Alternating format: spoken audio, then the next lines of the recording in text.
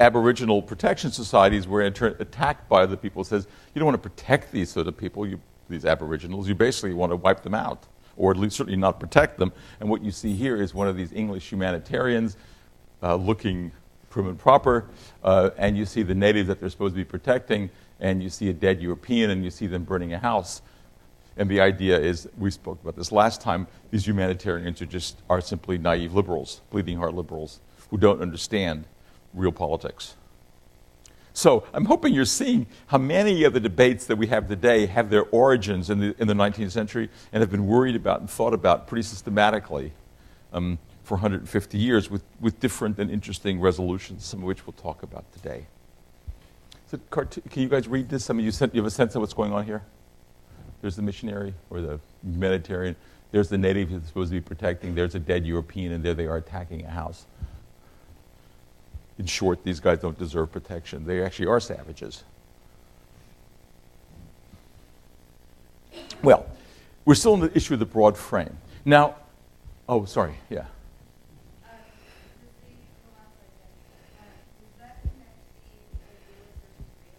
I'm sorry? Can I talk of the realist versus the... Yes, it does, but can we get to that? Yeah, absolutely. I'll come to a whole section on that. So the next thing I want to talk to you about, and you'll see, if you read, for example, the Gladstone text that you have before you, how important the press is in the creation of these humanitarian, of this kind of humanitarian intervention we're going to be talking about today. So I'm just going to quote to you from page 13 of the Gladstone you're reading. I know it's a lot of material, and I realize in reading it, if you're not in on the local politics, it's very hard for you to make sense of what he's talking about.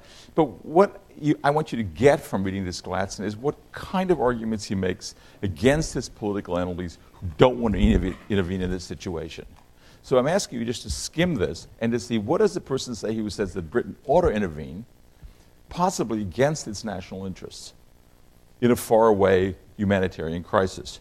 And specifically, in this case, how do we know about this foreign humanitarian crisis? So here's what Mr. Gladstone says.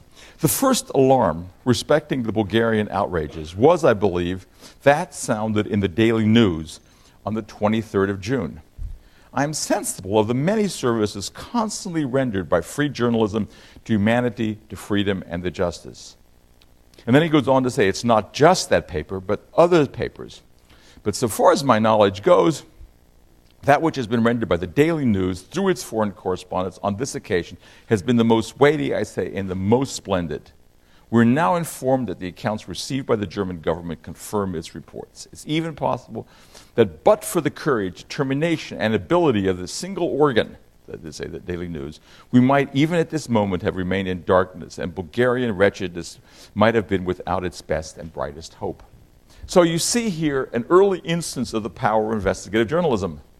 And we're going to see this again in the Congo story. So part of the story of the development of human rights that I'm trying to tell you is the development, as I said several other times earlier in the course, of an infrastructure in the world, an international infrastructure of the production of knowledge about these kinds of things within the framework of a set of narratives that we talked about last time, in which you're meant to feel, yes, it matters what these Bulgarians do, and I can actually do something about it. Now, why can I do something about it? Because the press speaks now to a much larger public than before. I mean, that goes together. And that public increasingly has a say in politics. So at the time of the Bulgarian atrocities, the great majority of men were able to vote in the British case. So you actually have a public which has a stake in this. So foreign policy traditionally, and to some extent it still is, in the hand of elites. Most voters, most people care mostly about domestic issues, but not always and not all the time.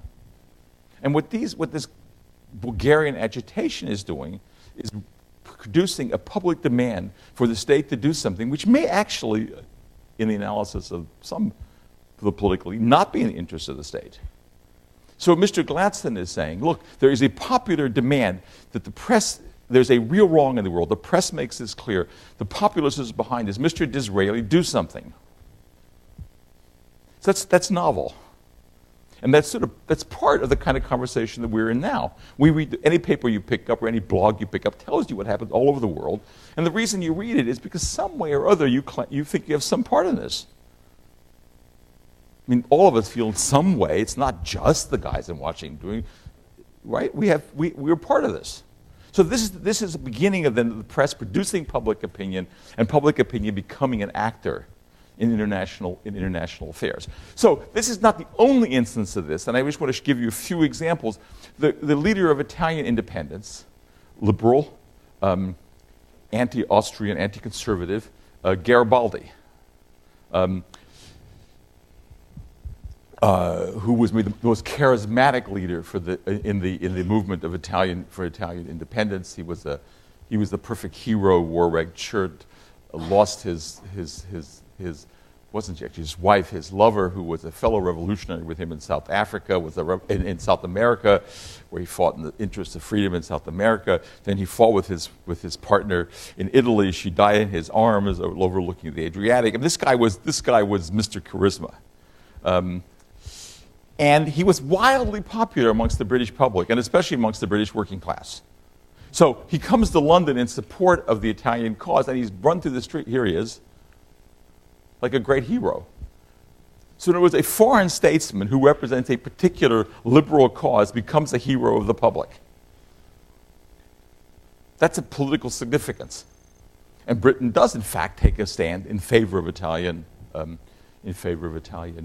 independence. Well, there are other sorts of arenas in which the British public, urged by the press, takes part. And the politics of hunger is one of these important parts, because the argument is, if a liberal state is worth anything, a liberal state ought to be able to feed its people.